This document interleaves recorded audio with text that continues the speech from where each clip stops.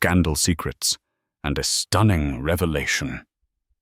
This is the story of how one pregnant woman toppled the carefully orchestrated union of two powerful families.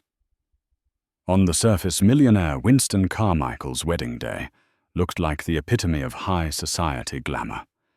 The venue was exquisite. The guest list read like a who's who of the elite, and the bride, Cassandra Rothchild, sparkled in diamonds. But beneath the polished veneer lurked a past mistake now rising to the surface in the form of Natalia Bianchi, pregnant, determined, and armed with evidence that threatened to shatter the day's illusions. Nobody saw the triplets in tuxedos coming. Winston Carmichael was a man who seemed to have it all.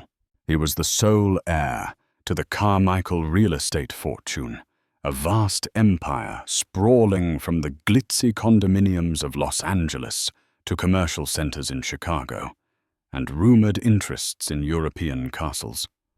The Carmichaels had been building wealth for generations, and Winston wore the mantle of millionaire prince with untroubled ease, at least on the surface. Tall and suave, Winston was never short of admiration. He'd attended private schools where everyone clamored to be his friend. He had been on the board of the family's philanthropic foundation since his early 20s. At charity galas, Winston was often approached by A-list celebrities for conversations about real estate or philanthropic collaborations. His social circle included the likes of David Tutera, the famous wedding planner, and a handful of well-known Los Angeles restaurateurs. Over the years, Winston's name would pop up in articles by Vanity Fair or be heard on talk shows like E! News, typically describing him as the golden boy next door. Yet as with most gilded legacies, all that glitters is not gold. Those close to Winston knew a deeper story behind his carefully rehearsed smiles and philanthropic pursuits. He battled an innate fear of letting anyone into his private struggles. It was rumored that Winston's father, Jeffrey Carmichael, had a collection of illegitimate children scattered across the country, the result of an old family scandal from decades ago.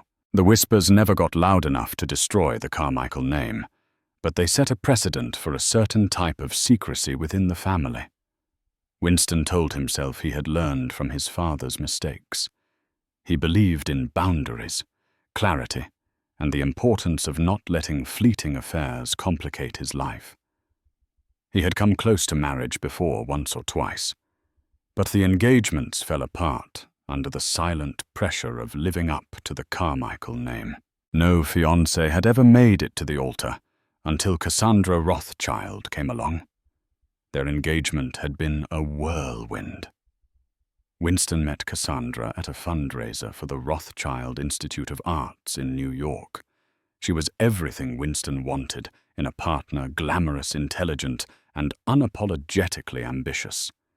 Cassandra was the granddaughter of Alistair Rothchild, a billionaire art collector, known to have financed exhibits at the Guggenheim and the Louvre. Coming from her own legacy of wealth and philanthropic ties, Cassandra understood Winston's world. Within 3 months of meeting, they were engaged. Society watched enthralled as two of the oldest moneyed families in America prepared to merge.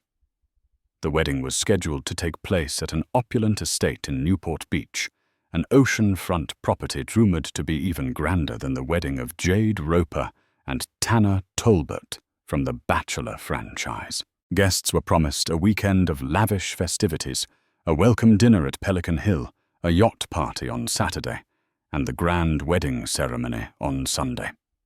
Renowned planner David Tutera, yes, the David Tutera was said to be orchestrating the affair, every table centerpiece rumored to cost more than a brand new car. But as Winston sat in his home office just a week before the wedding, he couldn't shake the ominous feeling that something was amiss. He was reviewing last-minute details, liaising with the lead florist, Harriet Bloom, who had also worked with Oprah Winfrey, and finalizing the guest list with the help of his personal assistant, Miranda. It was all going smoothly, perhaps too smoothly. Winston stared out the window, thinking about the future he was building.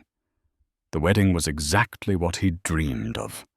Perfect, glittering, and supported by every influencer and socialite he knew. The hush of his penthouse office gave him a moment to reflect on whether he was truly ready.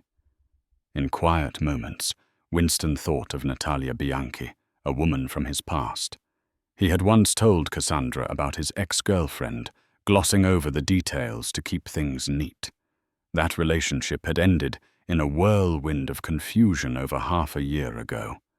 Natalia was an artist with a flair for capturing raw human emotion in her paintings. She had been the first person to see Winston, not just as a golden heir, but as a flawed man, capable of both deep love and impulsive mistakes.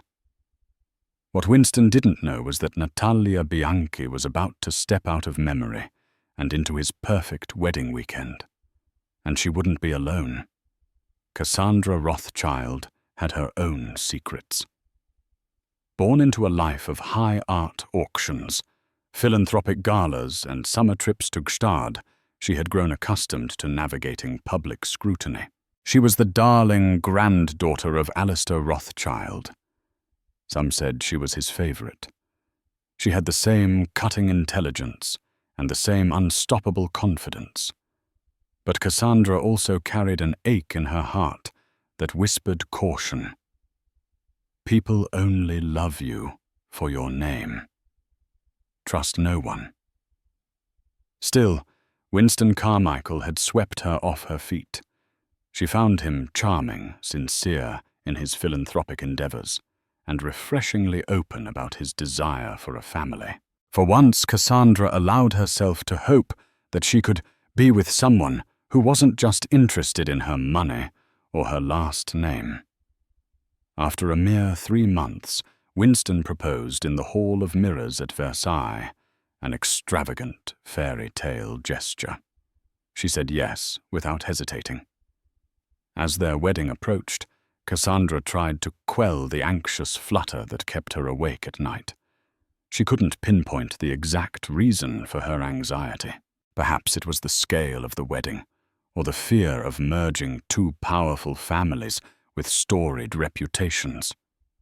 Perhaps it was the memory of her ex-boyfriend, Damien Reeves, a brilliant but troubled painter who'd introduced her to the bohemian side of life. Damien had once whispered that Cassandra was addicted to illusions of grandeur. The remark haunted her. Was he right? Was she simply trying to escape her own emptiness by hiding behind an elaborate spectacle of a wedding? Whatever the cause, Cassandra continued to direct her energy into the wedding details, the flowers, the music, the seating arrangements that had to appease both the Carmichael and Rothchild clans. She was meticulous, an attribute she'd honed while curating art exhibitions worldwide. To appease her nerves, Cassandra visited a high-end boutique in Beverly Hills. She tested out a diamond-encrusted hairpiece rumored to have once been worn by Grace Kelly. She also made a quick stop at the office of Dr. James Friedman, the OB-GYN, famed for his celebrity clients, for a routine health checkup. Cassandra wasn't pregnant, but she knew Friedman from social circles and valued his discretion when it came to any medical concerns. She simply wanted to ensure she'd be in perfect shape for the big day. The staff at Dr. Friedman's office recognized her immediately, exchanging polite smiles and making small talk about the upcoming nuptials. As Cassandra waited in the lobby, flipping through a glossy magazine featuring Lady Gaga on the cover, she overheard a conversation between 2 nurses discussing a patient named Natalia, who had gone to great lengths to keep her paternal details private. The name barely registered with Cassandra at the time. Leaving the clinic, Cassandra bumped into none other than Ryan Seacrest, who was visiting Friedman for a standard checkup. He congratulated her on the engagement, asked about the wedding, and offered to get her a spot on a morning show to discuss wedding trends. Cassandra chuckled politely and demurred. She had no interest in turning her nuptials into a public spectacle. When Cassandra returned home, she found an unmarked envelope in her mailbox. Inside was a single sheet of paper, an address in spidery handwriting. No name, no note. Just an address in Los Angeles' old industrial district. The entire gesture was unsettling. Cassandra locked the envelope in her desk drawer, telling herself it was probably just some misguided attempt at theatrics from a so-called friend. But the envelope's presence weighed on her mind. Why would someone send her an address with no explanation? She briefly considered asking Winston, but decided not to. With the wedding a week away, the last thing Cassandra needed was another layer of confusion. Months earlier, Natalia Bianchi stood in front of her bedroom mirror, eyes drifting to the gentle swell of her belly. She'd found out she was pregnant shortly after Winston ended things with her. No tidy closure, just a handful of vague excuses about family obligations. At first, Natalia wasn't sure if she wanted to keep the baby. A swirl of confusion and heartbreak weighed on her. She felt betrayed, abandoned, and isolated. But an unexpected wave of protectiveness settled in as her pregnancy progressed. She decided to raise this child, believing Winston had a right to know. Gathering her courage, Natalia tried to contact him. Call after call went unanswered. Emails and text messages vanished into the digital void. Devastated, Natalia concluded.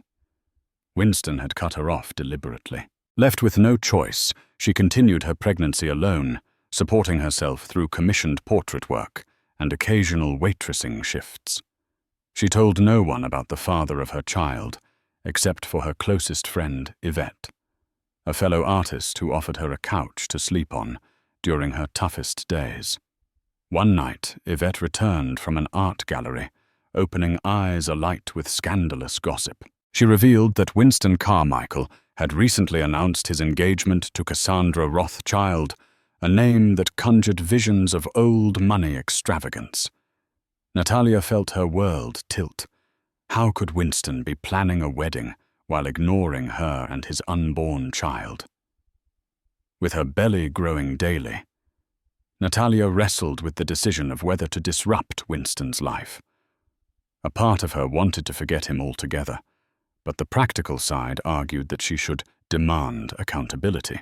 She refused to let her child grow up without a father, simply because Winston wanted to sweep her under the rug. In a twist of fate, Natalia found an unlikely ally in Dr. James Friedman, her discreet OB-GYN, who insisted Winston had a legal and moral obligation. Friedman was a friend of Natalia's older cousin and had recognized her name during a routine checkup. He verified Winston's identity as the father through some basic details Natalia provided. Friedman gently encouraged Natalia to come clean about everything before it was too late. Natalia imagined confronting Winston quietly, perhaps, in a lawyer's office. But fate offered a more dramatic option. Rumors of Winston's lavish wedding were spreading like wildfire, with the ceremony set to occur in less than a week. The question gnawed at her. Should she crash the wedding and force a public confrontation? The decision tore Natalia apart. She never aspired to make headlines or smear Winston's name, but she had reached the end of her rope financially and emotionally. She could not raise a child alone without the father's involvement, or at the very least, financial support. The injustice of Winston waltzing down the aisle while she struggled infuriated her. Finally, Natalia decided to buy a single plane ticket to Newport Beach. She told no one except Yvette, who offered to accompany her. Natalia insisted on going alone, determined to protect Yvette from any fallout. Within days, she packed her meager belongings and caught a flight to the West Coast. Unknown to Natalia, her appearance at the wedding was about to set off a chain reaction that would upend more than just Winston's plans. The seeds of a much larger scandal had already been sown. Whispers about Winston's father, Geoffrey, and his numerous secrets still lingered in the shadows. Meanwhile, Cassandra harbored unresolved questions about her own ex. And if that weren't enough, there were triplets dressed in tiny tuxedos, whose presence would blow the entire wedding sky high. The day before the wedding was a tapestry of meticulously orchestrated chaos.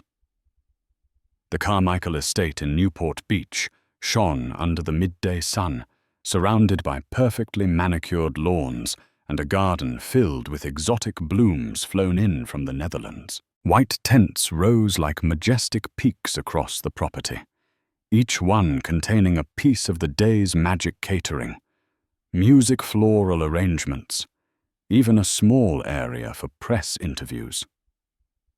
David Tutera and his entourage bustled about in matching headsets, orchestrating every detail. The wedding would begin with a morning ceremony on the sprawling lawn, followed by a luncheon in the glass-walled conservatory, and culminating in a grand evening reception under the stars. A-listers and socialites, from real estate magnates to Hollywood producers, were trickling into the estate for the rehearsal dinner. Some had come in private jets, others arrived in black SUVs escorted by security teams. Cassandra watched the preparations from her suite on the second floor of the mansion. She tried to calm her nerves by sipping a chamomile tea. Dressed in a simple white robe, her hair pinned back, she studied her reflection in a vintage mirror once owned by a European duchess, or so the antiques dealer claimed. Despite the day's excitement, a lump formed in her throat whenever she thought about the unmarked envelope in her desk. That ominous address refused to fade from her thoughts. A tap at the door broke her reverie. Her mother, Estelle Rothchild, entered the room, a swirl of silks and pearls. Estelle, known for her sharp business acumen and philanthropic ventures, enveloped Cassandra in a hug. "My darling, you look so pale. Is everything all right?" "Just nerves," Cassandra admitted. She had never been particularly close to her mother, but with her father long deceased, Estelle was her only parent. Perhaps the wedding was stirring up more emotion than Cassandra cared to admit. Estelle glanced around the luxurious suite and then lowered her voice. "I heard a rumor you received some strange mail. Do you need me to look into it?" Cassandra stiffened, wondering who could have spoken about the envelope. Perhaps it was the estate staff. "I don't want to blow it out of proportion. It's just an address." Estelle gave her a concerned look. "If there's something that could disrupt tomorrow, I need to know. There's a lot riding on this wedding, dear." Cassandra's lips tightened.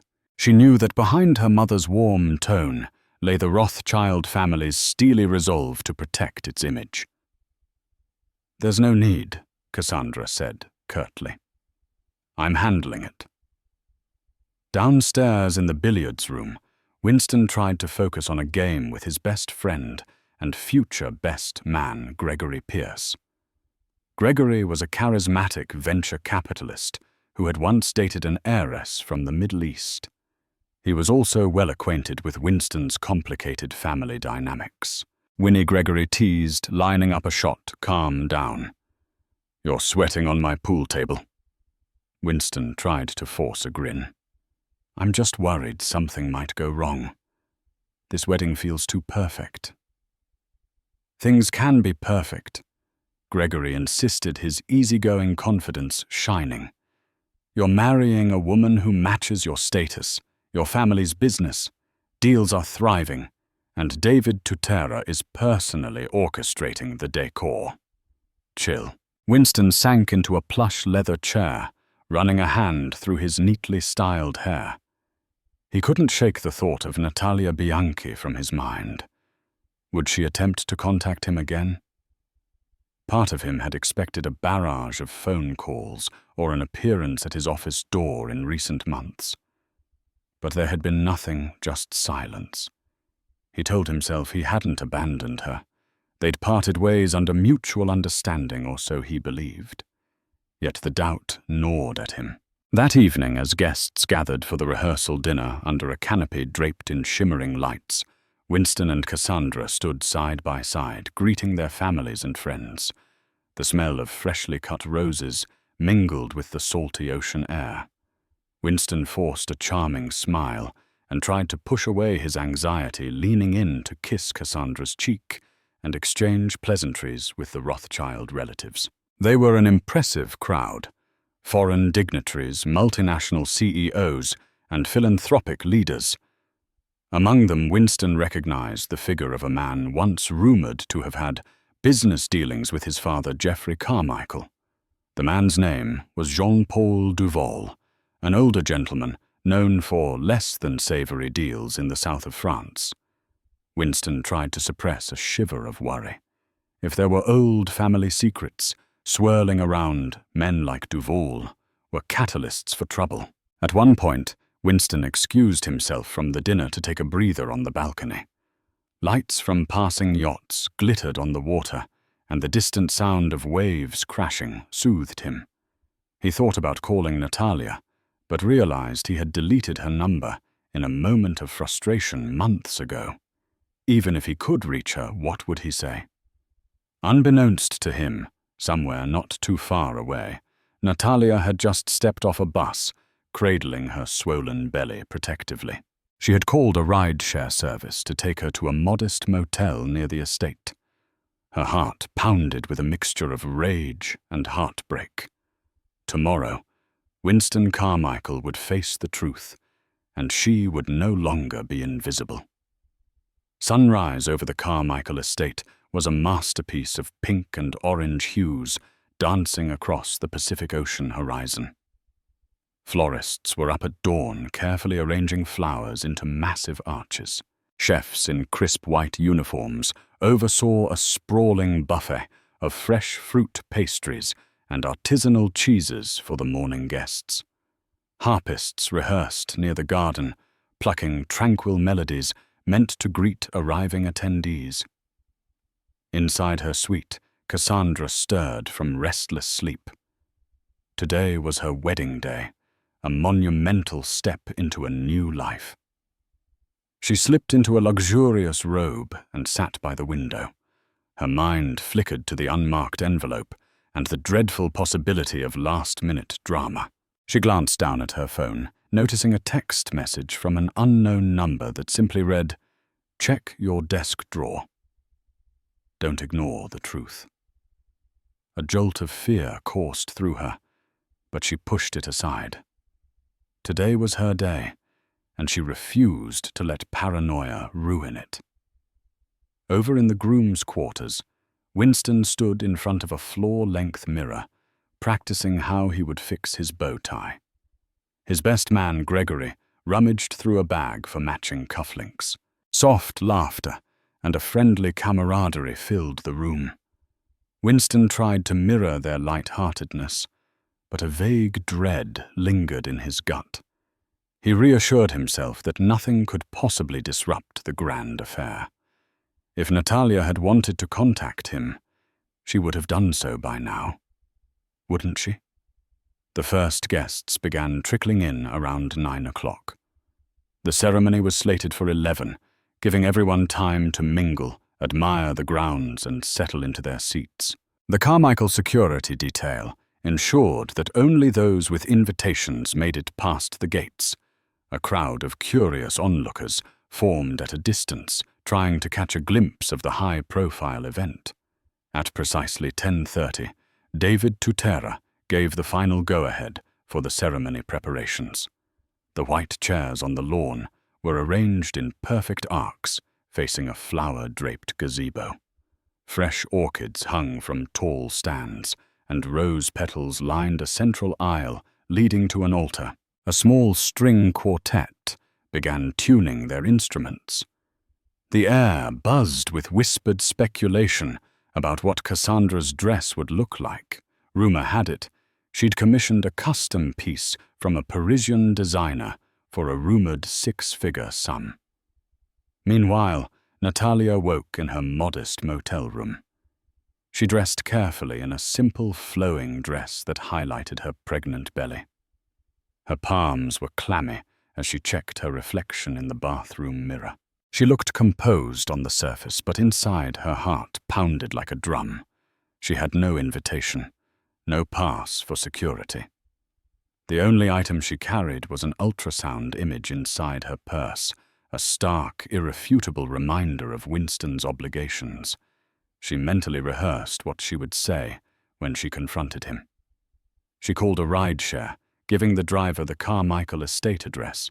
As the car wound its way toward the elaborate gates, Natalia caught glimpses of guests arriving in elegant attire. For a moment she hesitated, tempted to turn back, but the memory of Winston's dismissive attitude and the fear of raising a baby alone propelled her forward. What she didn't know yet was that she wasn't the only uninvited party. Another vehicle, an unassuming black sedan, also approached the estate. Inside sat 3 tiny figures in matching tuxedos, each with a determined look on their cherubic faces. They were accompanied by a mysterious woman whose eyes glowed with a calculated resolve. The triplets, ironically, were not Winston's children, but they had a message that would forever change the course of the day. At 11 sharp, the wedding ceremony began. The quartet started playing Pachelbel's canon, and the crowd turned expectantly. Winston stood at the altar, his heart hammering. Cassandra's mother, Estelle, took her seat in the front row next to Geoffrey Carmichael, who wore a reserved but satisfied expression. Alistair Rothchild. Cassandra's grandfather sat on the opposite side, leaning on a gleaming cane. Cassandra appeared at the top of the aisle arm, linked with her cousin, who was giving her away in lieu of her late father. A collective gasp rippled through the audience as she appeared radiant in a gown of lace and tulle. The dress was ethereal, with a flowing train and delicate lace sleeves. Diamonds sparkled at her ears and around her neck. Slowly, gracefully, she proceeded down the aisle. Winston's breath caught in his throat. For all his unease, he truly adored her beauty at that moment. Halfway to the altar, Cassandra sensed a commotion at the edges of the crowd. Security guards whispered into their earpieces, moving toward the back.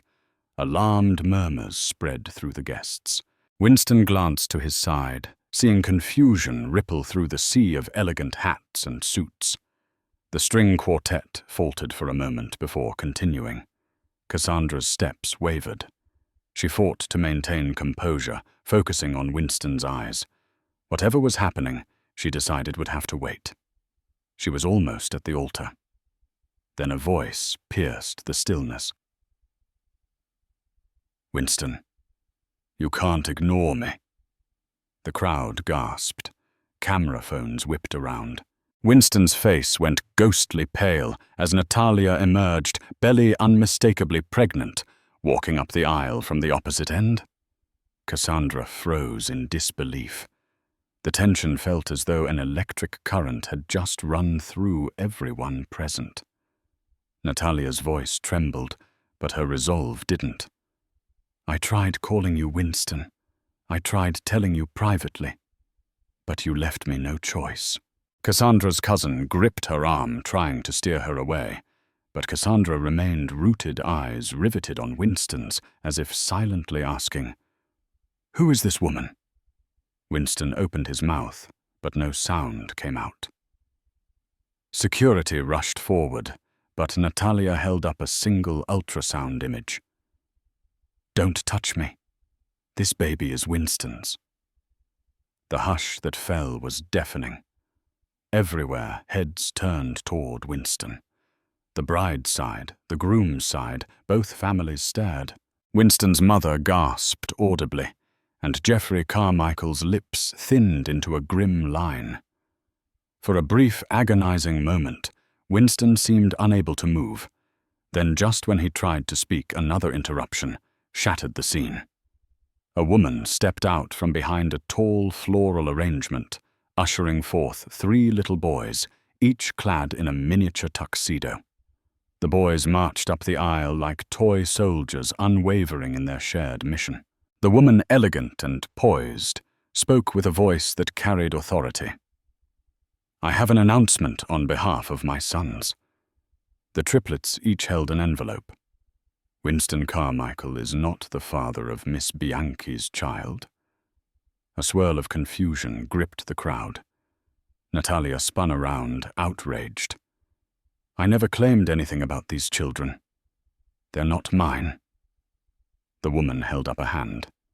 "These are my boys, fathered by a man at this wedding." The crowd buzzed in shock and curiosity. She shot a meaningful glance at Winston's father, Jeffrey, who looked as though he'd just seen a ghost. In an instant, the puzzle pieces began to align for many in the audience. These were the rumored illegitimate children of Jeffrey Carmichael, a scandal that Winston had long suspected but never confirmed. The triplets, solemn-faced and in matching tuxedos, glanced around with wide eyes. Chaos erupted. Some guests stood up demanding explanations. Others looked on in shock. A group of tabloid reporters near the back started taking frantic notes, snapping photos. Cassandra looked at Winston, tears welling in her eyes. "What is going on?" she whispered, voice tight with disbelief. Winston found the strength to approach Natalia. "Natalia, we can talk about this, but maybe not here." Natalia shook her head, tears streaming. "You don't get to brush me aside anymore. I tried everything. This is your child, Winston." She thrust the ultrasound image at him. "If you want proof, we can do a paternity test right now."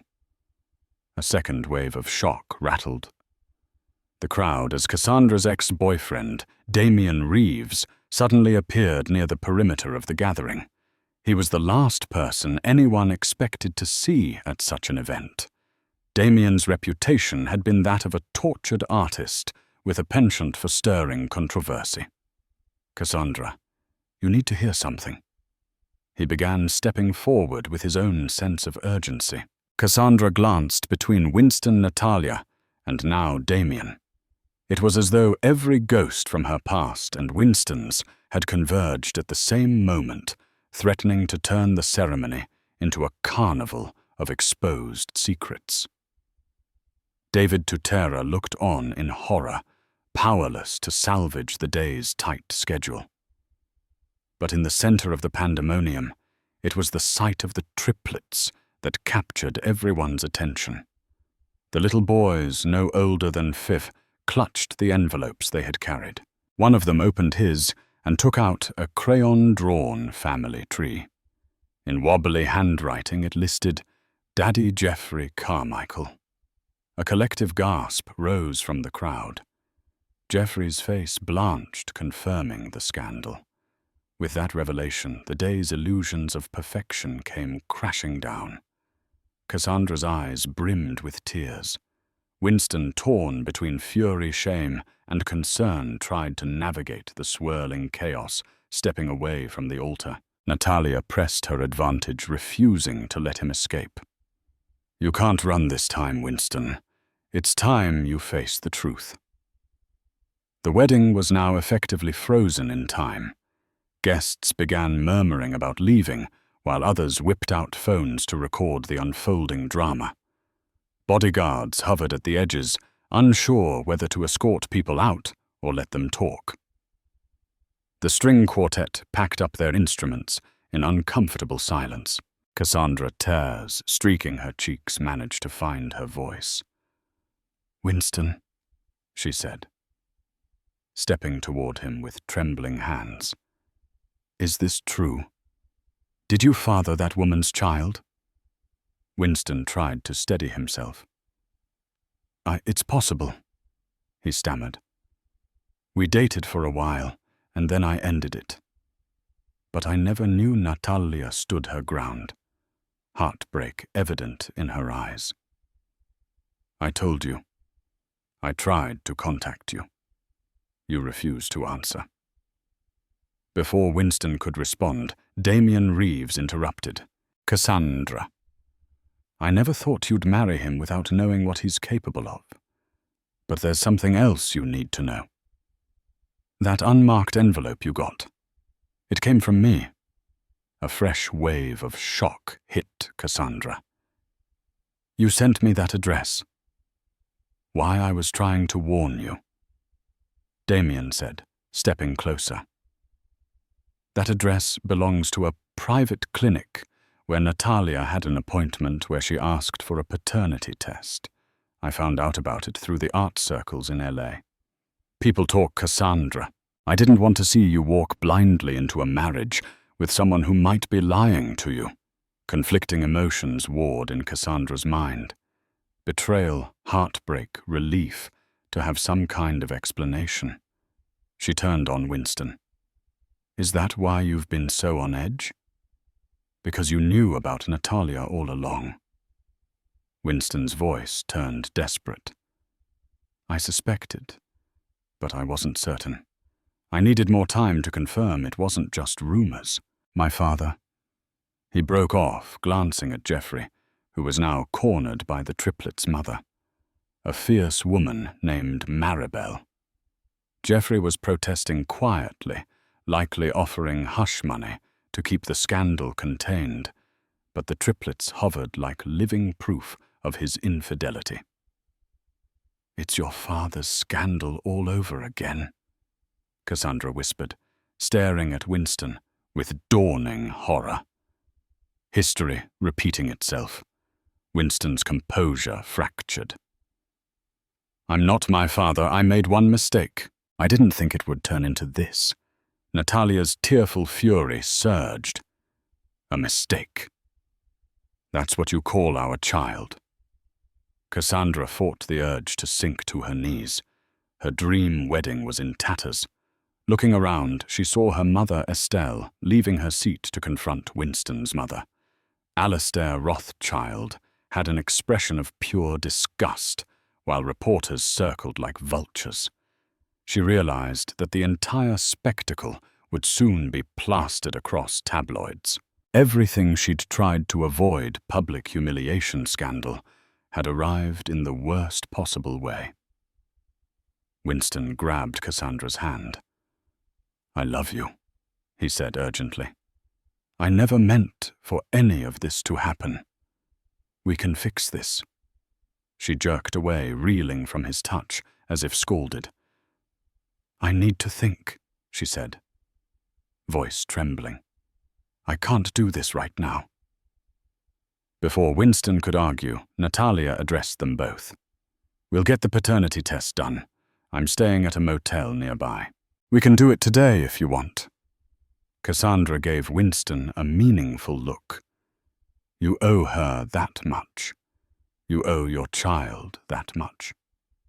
The words tasted bitter in her mouth, but she still felt a pang of compassion for Natalia's plight. Winston's face was a storm of conflicting emotions. After a moment, he nodded. Fine. Let's settle this once and for all. Thus, with the guests still bewildered in their seats, Winston stepped away from his own wedding ceremony, leading Natalia toward the mansion.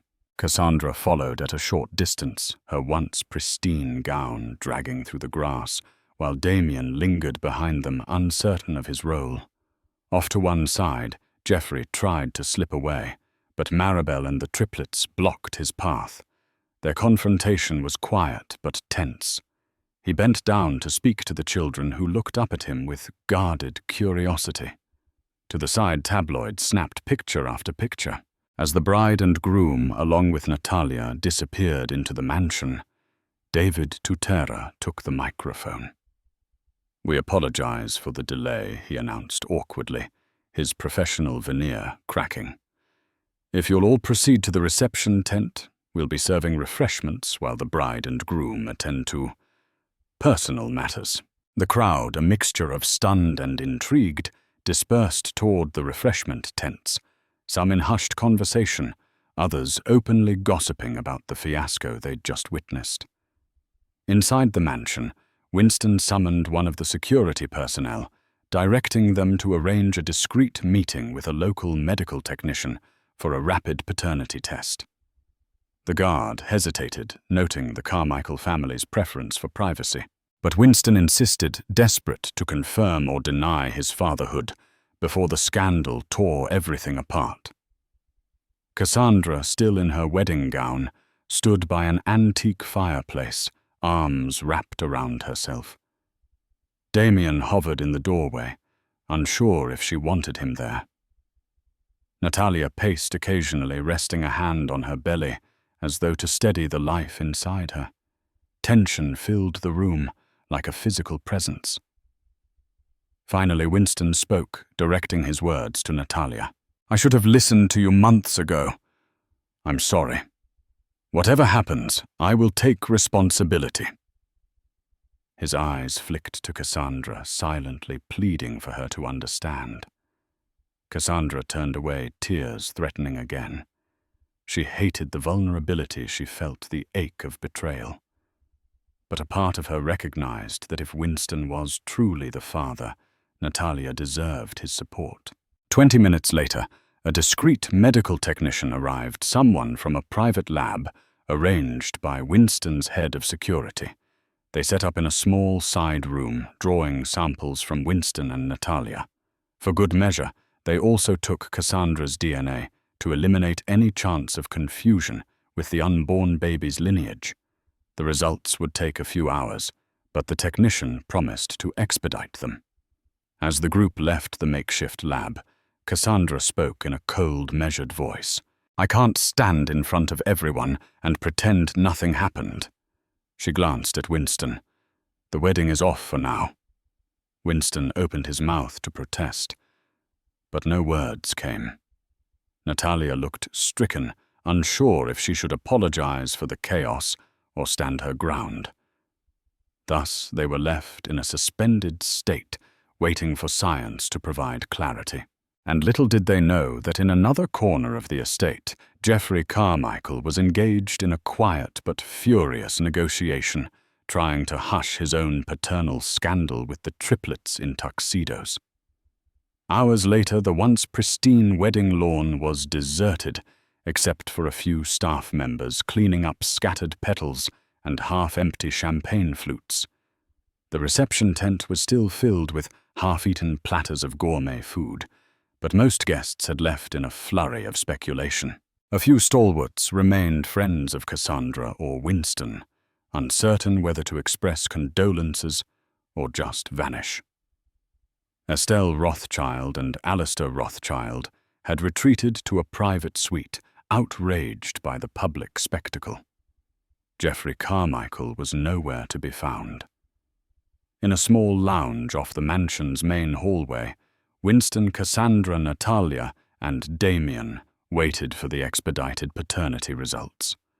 The silence was punctuated by the ticking of a grandfather clock. Natalia sat on a velvet couch, her gaze distant. Winston paced tie-undone hair disheveled. Cassandra stood by a window, still wearing her wedding gown, which now felt more like a costume from a tragic play. Damien broke the silence, clearing his throat. "Look, Cassie, I never meant for this. She cut him off. "I appreciate you trying to warn me. But you should have given me the full story from the start, not cryptic addresses." He lowered his head contrite. "I didn't want to blow it up without proof, and I didn't expect it to explode like this. I'm sorry." A sudden knock at the door made everyone jump. The lab technician entered, holding a sealed envelope. Winston's heart battered against his ribs. Natalia stood, gently bracing her belly. The technician cleared his throat, reading from a report. "Mr. Carmichael, we've analyzed the DNA samples. According to this test, you are..." He paused, scanning the page before delivering the verdict. "Not the father of Ms. Bianchi's child." A hush fell over the room as the words sank in. Natalia's eyes widened, shock warring with confusion. "That's impossible," she whispered. It has to be Winston. He's the only one. Her voice trailed off, and she clamped a hand over her mouth as realization dawned. Cassandra's eyebrows shot up. She glanced at Winston, who looked as stunned as everyone else. Damien raised a hand, as though searching for something to say. Finally, Winston managed a weak question. Then who? But Natalia already had the answer. Damien, she said quietly, turning to face him. You and I were drunk at that gallery, opening 2 weeks after Winston left. She stopped, horror flooding her features. Everyone's gaze swung to Damien. Damien staggered back, color draining from his face. What are you saying? That can't be right. Tears welled in Natalia's eyes. We were distraught, both of us. You kept raving about Cassandra. I was in tears over Winston. We ended up comforting each other in the worst possible way. Damien ran a shaky hand through his hair, realization crashing over him like a tidal wave. My God, I didn't even remember that happening. But it did. Natalia said, voice trembling. And now you're the father. Stunned silence took hold. Cassandra looked from Natalia to Damien, feeling like the ground had just shifted under her yet again. She recalled that Damien had disappeared for weeks at one point, refusing to return calls claiming he was finding inspiration. This was probably the real reason. Cassandra's gaze flicked to Winston. Slowly, the tension in her expression eased. She swallowed, unsure how to feel. The man she was about to marry might not be a father after all, at least not to Natalia's child. But the betrayal, the secrets, and the humiliation of the day were still painfully real. Winston had still slept with Natalia, while casually discarding the possibility of fatherhood. Cassandra couldn't shake the sting of it all. Natalia sank back down on the couch, burying her face in her hands. I'm so sorry, she murmured, voice muffled. I truly believed it was Winston's. I wouldn't have crashed your wedding if I hadn't been sure. Winston stood motionless, grappling with relief, rage, and pity. Natalia, he said at last, voice hollow. I don't know what to say. We both messed up in different ways. Cassandra tugged at her gown sleeves, the garment now a painful symbol of everything that had gone wrong. I don't know if I can just pick up and finish the ceremony, she said, eyeing Winston with a mixture of hurt and fatigue. Do you have any idea how humiliating this has been?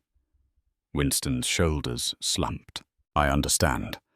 I wouldn't expect you to go through with it now. But please, let's talk about us, when things calm down. Damien, still reeling, sank into an armchair. He stared at Natalia's belly, his eyes glistening. You said you're 6 months along, he asked quietly. She nodded, tears spilling. Then it really is mine. And you're telling me this now at Winston's wedding? Why didn't you? Natalia shook her head. Because I was sure it was Winston's. I never even let myself consider that night with you. It seemed like a blur, a drunken mistake. But I see now I was wrong. So terribly wrong. Cassandra stood stiffly. I can't be here right now, she said, voice shaky. I need to get out of this dress and think. She cast Winston a wounded look before leaving the room. Damien attempted to follow her, but she shook her head, indicating she needed space. Natalia mumbled another apology, but Winston, raw with emotion, didn't respond. He left the lounge, stepping into the hallway. On autopilot, he found his way to the garden, past the flickering lanterns and half-wilted flowers. The staff watched him with pitying expressions. Meanwhile, In a far corner of the estate, Geoffrey Carmichael stood with Maribel and the Triplets finalizing a settlement that would he hoped keep his paternal scandal out of the headlines. The hush money was substantial, but the woman's eyes held resentment. She had wanted acknowledgement, not just money. The Triplets, sensing the tension, clung to their mother's dress. Geoffrey handed over a check with a trembling hand, muttering, "I'm sorry. But I can't let my wife Maribel snatch the check. It's not just about your wife. It's about these boys growing up, knowing their father wanted nothing to do with them, just like the rumors about your other children. But I'm taking this for them. Let no one say I didn't try to do right by them." Geoffrey avoided her gaze, stepping away as soon as the transaction was done. Relief and guilt etched on his features. The Triplets watched him go, their eyes filled with a mixture of curiosity and sadness. Nightfall brought a hush over the estate that was heavy with unresolved tension. Staff began to dismantle the decorations. Tablecloths were folded chairs stacked. The once grand wedding site now resembled an abandoned stage set. Bits of confetti and rose petals strewn across the lawn like the remnants of a dream. In one of the mansion's guest suites, Cassandra stood in front of a mirror wiping away her makeup with shaking fingers. She had changed into a simple white slip, letting her hair fall around her shoulders. She felt numb, empty, like a child who had been promised a magical birthday party, only to see it cancelled at the last minute. A soft knock sounded at the door. "Come in," she said quietly, expecting perhaps her mother or a staff member. Instead, Winston entered looking disheveled and subdued. He wore a half-buttoned dress shirt, his bow tie missing cufflinks gone. They stood there in silence for several heartbeats, the memory of the day's fiasco thick in the air. "I'm sorry," he began. "I know that hardly fixes anything. But I am." Cassandra swallowed hard. "You didn't trust me enough to tell me about Natalia. That's what hurts." Winston nodded, eyes glistening. "I was scared. Scared of losing you, of repeating my father's mistakes. I told myself it would go away." She closed her eyes, exhaustion radiating from her. "Winston, you're not your father. But today, I'm not sure who you are. I don't know if I can walk into a marriage where secrets are already between us." He moved closer, not daring to touch her. "Let me prove to you I can change. Let's postpone the wedding, figure out if we can still be what we thought we were. I want to be with you, Cassandra. Today was a nightmare, but maybe it's a wake-up call." She opened her eyes and searched his face. She still loved him, beneath her anger and disappointment. But trust once broken is never easily repaired. "We'll need time," she whispered. "No cameras, no lavish parties. We need to see if this is real." Winston nodded, relief warring with sorrow. "I'll do whatever it takes." In another part of the estate, Damien and Natalia found themselves in an unexpected conversation. She clutched her belly, eyes red from crying. Damien, unsettled and frightened, knelt beside her chair. "I had no idea," he said, voice raw. "But if this child is mine, I want to do right by you both. I'm not a millionaire, but I'll step up." Natalia managed a weak smile through her tears. "I was so sure it was Winston's. I never planned for this. But if you're willing to be there for us, I won't turn you away." Their exchange was tentative, born from confusion and heartbreak. But there was an undercurrent of hope. Damien gently placed a hand on her belly, dawning on his face. "I'll need to sell some paintings or actually start painting again, but I won't abandon you." Natalia nodded, tears of relief slipping down her cheeks. The road ahead looked uncertain, but at least she wouldn't be walking it alone anymore. Meanwhile, Geoffrey Carmichael left the estate under cover of night, slipping into a black limousine that sped away. He couldn't face Winston or his wife.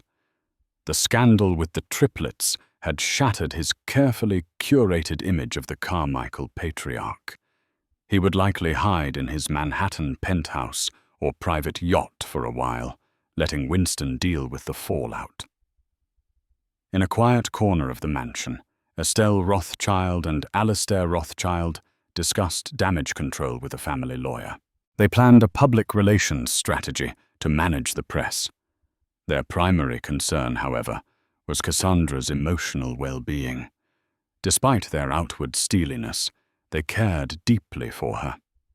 Whatever decision she made about Winston, they intended to stand by her. Days turned into weeks. The tabloids had a field day with headlines like "Pregnant Crash at Millionaire Wedding and Triplets in Tuxedos." Carmichael scandal confirmed. Social media buzzed with theories, memes, and gossip. Yet amidst the public frenzy, the real lives of those involved continued in private upheaval. Cassandra stayed with her mother, briefly seeking solace away from the Carmichael estate. She refrained from making any public statements despite countless interview requests. Winston also kept a low profile, focusing on philanthropic work through the Carmichael Foundation. He visited Cassandra a few times, each meeting a tentative step toward understanding and forgiveness.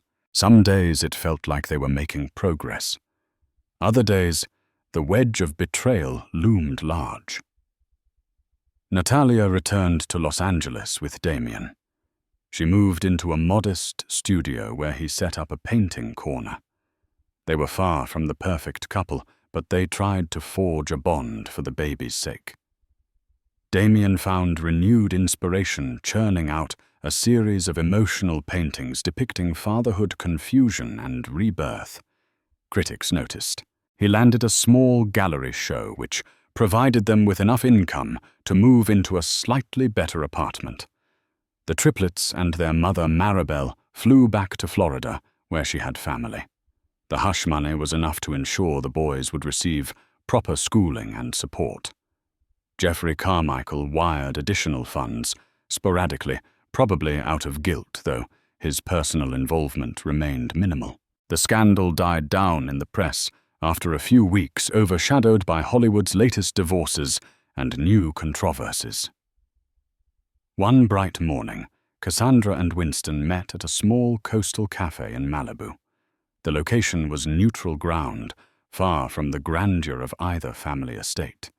They wore casual clothes, she in a loose sweater, and jeans, he in a simple polo shirt. No paparazzi lurked, thanks to strategic planning by Winston's security.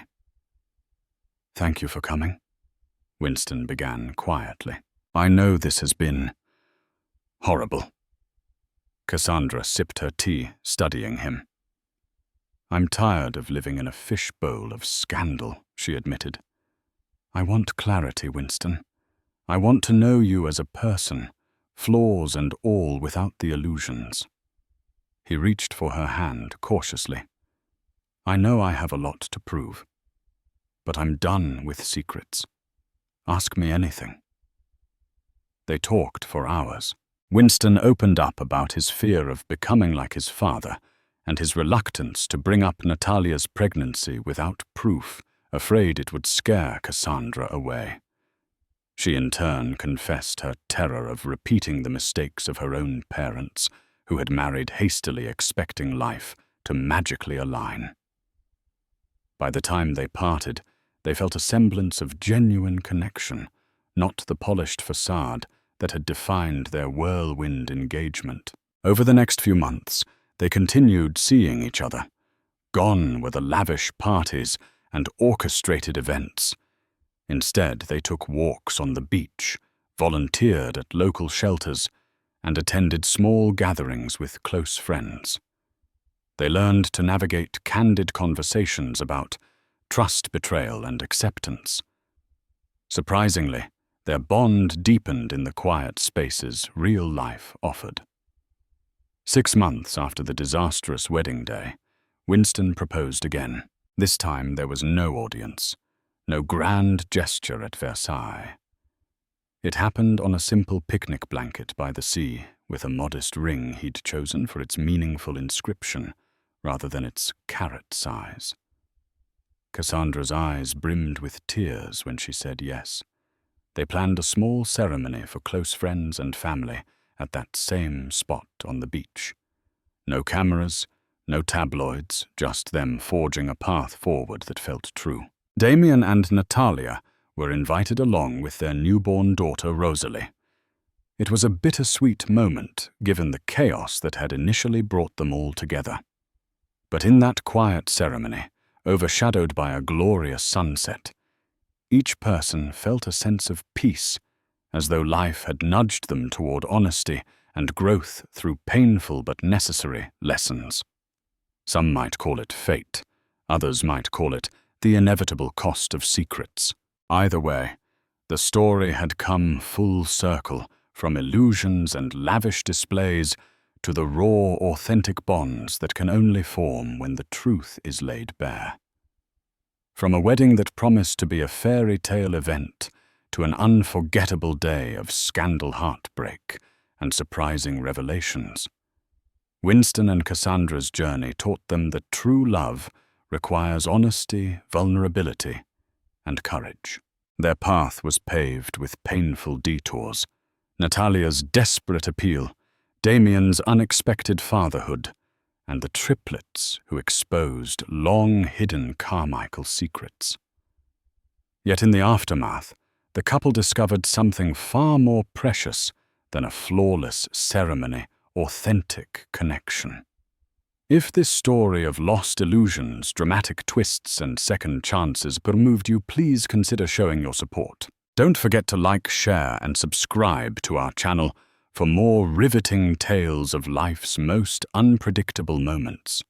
By sharing this story, you help us continue creating content that reminds us all, no matter how broken things may seem, there's always a chance to rebuild if we dare to seek the truth.